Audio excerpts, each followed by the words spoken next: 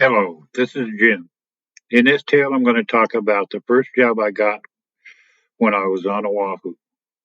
There was this complex of condominiums sitting on the side of a hill. There were five buildings and about 60 units.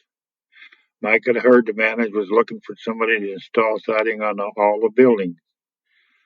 The tool shed was at the top of the complex.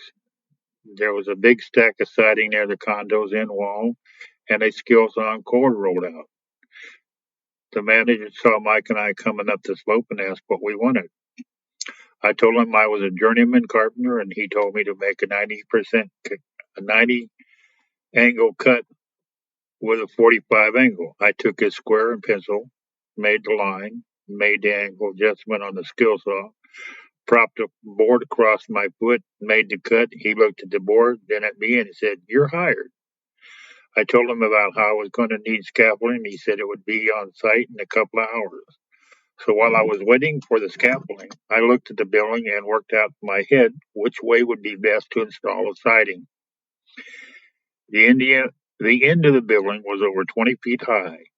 When we when a scaffold arrived, me and Mike erected the scaffold, and by the end of the day, we had put up about a third of the siding on this wall.